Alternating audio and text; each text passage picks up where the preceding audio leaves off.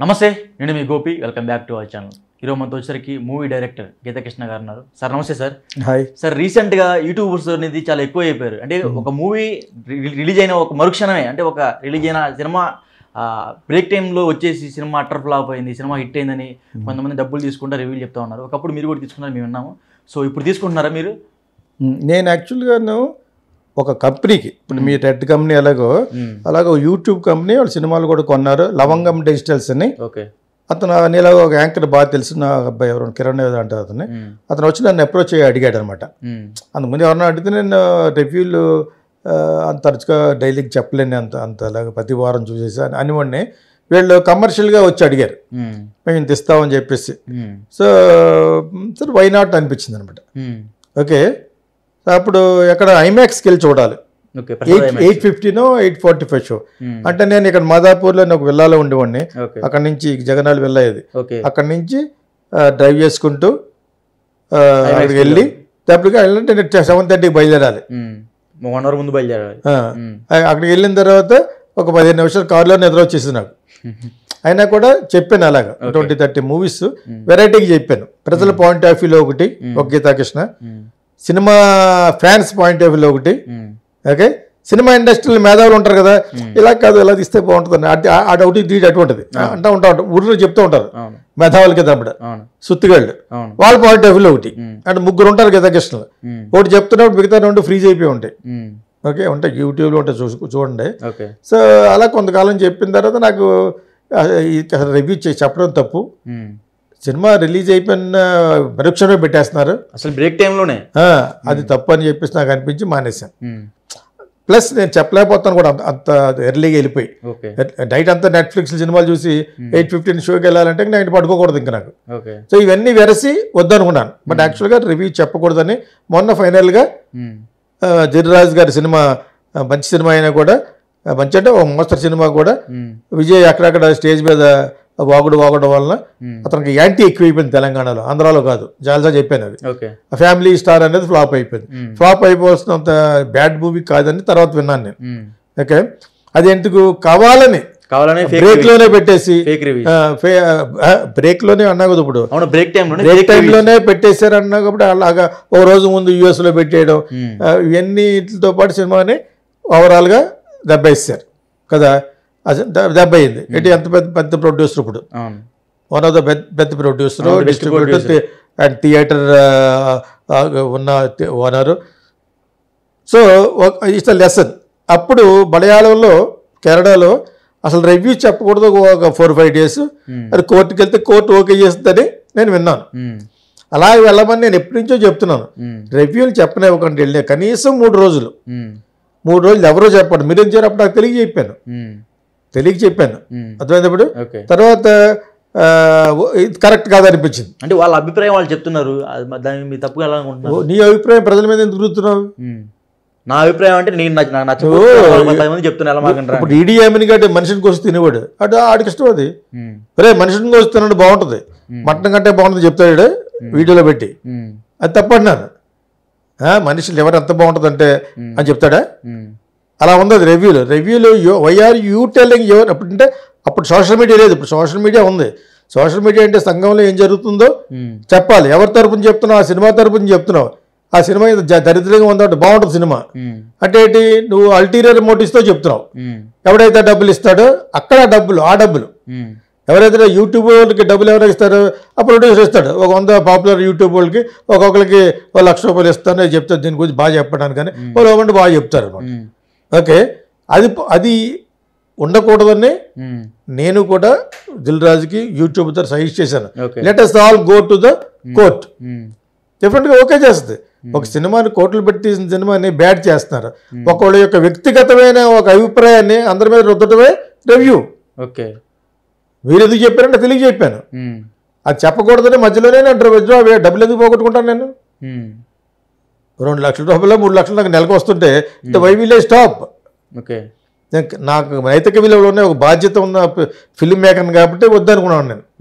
అదేందా వాళ్ళకు కూడా గెతుకులే అనిపించింది. బట్ ఇంక వద్దంతా పెట్టలేదు. వాళ్ళకి ఆల్రెడీ సినిమాలు తీశారు. దుల్కర్ సల్మాన్ తోటి సినిమాలు తీసి ఇక్కడ మన తెలుగులో డబ్ చేశారు. 4 సీరియల్ వరుసగా చేస్తున్నారు.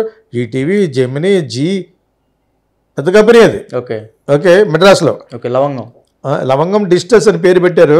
వాళ్ళకి గెలాక్సీ అనేది ఉంటుంది వాళ్ళకి, నాకు తెలిసి అతను నాకు మా ఇంటికి దగ్గర మెడ్రాస్లో కూడా వాళ్ళ ఆఫీస్ శ్రీనగర్లో.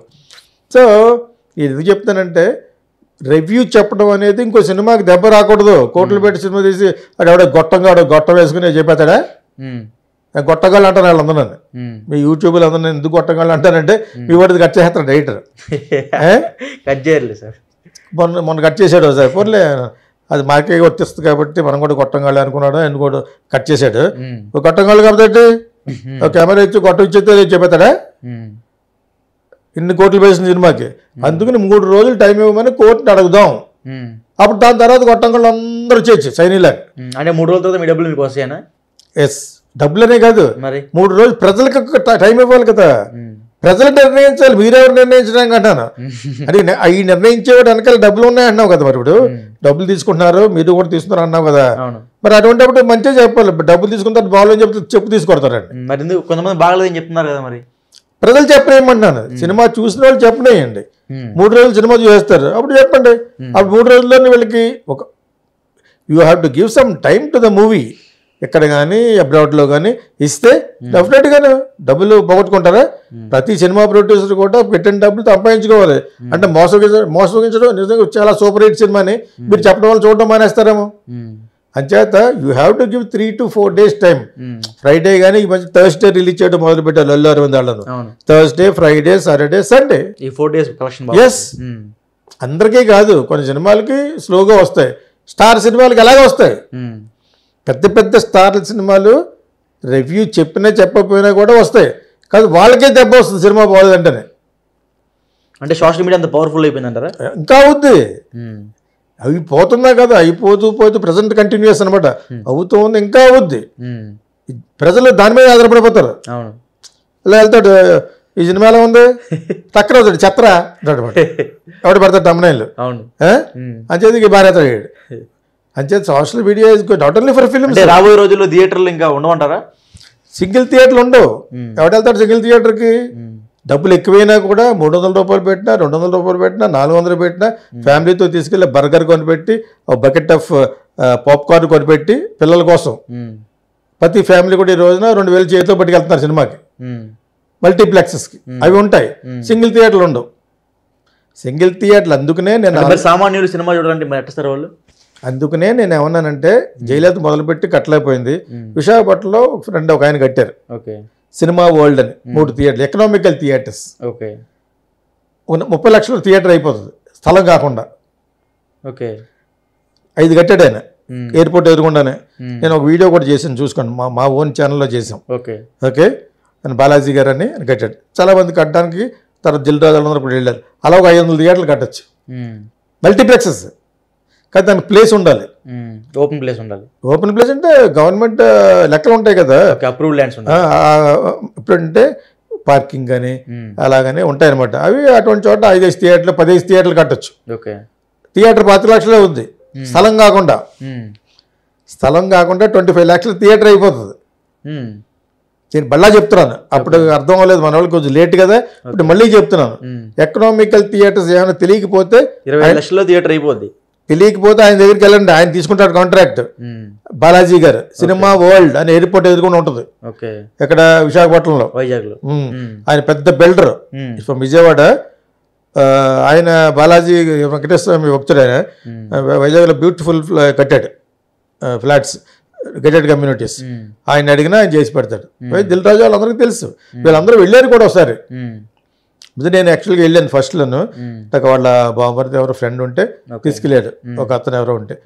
అవి ఫెంటాస్టిక్ ఉంటాయి.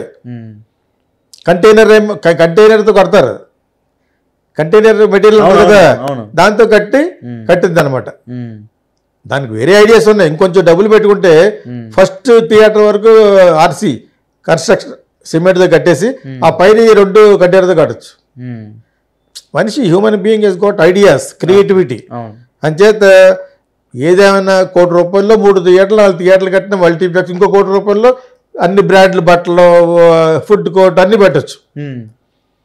ఎందుకంటే మామూలు థియేటర్కి వెళ్ళడం, ఇంకా సినిమాకి వెళ్ళేది నీకు 200 సినిమాలు దొరుకుతున్నాయి, నీకు టైం ఉండాలి. కానీ అందులో 3 సినిమాలు చూడగలవు. ఎంత రాక్షసుడు అయినా కూడా అంతే అంతే నిద్ర వచ్చేస్తుంది. ఇటువంటి మల్టీప్లెక్స్ ఎంత హిట్ అవుతాయంటే పిల్లల కోసం సాటర్డే సండే ఫ్రైడే వాళ్ళ కోసం ప్రతి ఫాదరు మదరు ఒక 1000 రూపాయలు పోయినా పర్లేదని. ఎందుకంటే బర్గర్ తినాలని చాలా మిడిల్ క్లాస్ మెలడీస్ లాగా మిడిల్ క్లాస్గా కొన్ని ఉంటాయి.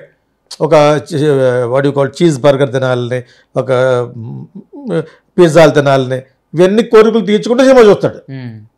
సో ఈ will not mind to spend 15 to 2000 rupees. అది మల్టీప్లెక్స్లో దొరుకుద్ది. ఆ కాంప్లెక్స్లో అందంగా అన్నీ ఉంటాయి, సరదాగా ఐస్ క్రీమ్లు అన్నీ చిన్నపిల్లలకి వస్తాయి కదా. ఇప్పుడు ఆడ చూడాలంటే ఇందులో చూడలేడు. ఓటీటీలో అన్నీ ఒక 1000 రూపాయలు కడితే సంవత్సరం చూడొచ్చు. 1000 రూపాయలు కూడా అవసరం లేదు, 1000 రూపాయలు కూడా అవసరం లేదు, 360 కూడా అవసరం లేదు. దీనికి ఎయిర్టెల్ కానీ అని చేసి వాళ్ళు ఫ్రీగా ఇస్తున్నారు కదా. సో ఇవన్నీ కలిసి పక్కన పెట్టి కూడా ఎందుకు వెళ్తున్నాడు? Because of the children. Family has to enjoy. ఆ కాన్సెప్ట్ పోదు. ఫ్యామిలీ ఎంజాయ్ చేయడానికి కొన్ని కాన్సెప్ట్. అందుకనే స్కూల్స్ ఎక్కువ వచ్చేస్తున్నాయి. స్కూల్స్లో ఎందుకు మంచి స్కూల్లో వెళ్ళాలనుకుంటాడు? అతని కూతురు అతని కొడుకు. సో ఈ రేటింగ్ పెట్టే వాళ్ళని నమ్మకూడదు. ఒకటిని రేటింగ్ పెట్టే వాళ్ళ మీద కోర్టు నుంచి ఆర్డర్ తెచ్చుకోవాలి. ఈ యూట్యూబర్స్ మీద ఒక 3 రోజుల మట్టుకు డెఫినెట్గా పెట్టకూడదు. ఎంత పెద్దోడైనాను, even including electronic media like TV 9 చెప్పకూడదు. ఒక రూల్ వచ్చిందంటే అందరికీ for entire media should not talk good bad and ugly about any film. ఏ సినిమా గురించి 3 రోజులు మాట్లాడకూడదు. ఇప్పటికి కూడా నేను ఆ కంటెన్షన్ తోటి ఉన్నాను. ఇఫ్ ఎనీబడి ఈజ్ దేర్, అందరితో పాటు నేను కూడా ఖర్చు పెట్టి కోర్టుకి వెళ్తాం, వెళ్ళాలి. అంత హై లెవెల్లో ఫోర్స్ చేస్తేనే సినిమా నిలబడుతుంది. తర్వాత సింగిల్ థియేటర్లో వాళ్ళ అంతరాలు చూసుకోవాలి. మల్టీప్లెక్స్ కానీ నేను చెప్పిన ప్రకారంగాను సింగిల్ థియేటర్లోనే 100 పీపుల్ అలాగా 4 థియేటర్లు కట్టుకోవచ్చు. కార్పొరేషన్ విల్ గివ్ 25,000 అవుతుంది, 25 lakhs అవుతుంది అంతే థియేటర్కి. ఇంకా అందుకంటే ఎవరు చెప్తాడు? ఆల్రెడీ ఒక పెద్ద వీడియో చేశాను మా ఫైర్ బ్రాండ్ టీవీలో. అప్పుడు ఏదో కొంతమంది చూశారు, కానీ ఆయన చూశారు, బాలాజీ గారు చూశారు అనమాట. సో బట్ ఎందుకు ఆయన దగ్గరికి వెళ్తే ఆయనే కట్టి పెడతాడు. Is taking up. ఆయన ఇంకొక చోట కూడా ఎక్కడో కట్టినట్టున్నాడు అనమాట. So this is the idea for single theatres. And for the movie reviews మటుకు డెఫినెట్లీ కేసు వేసి వాళ్ళని 3 రోజులు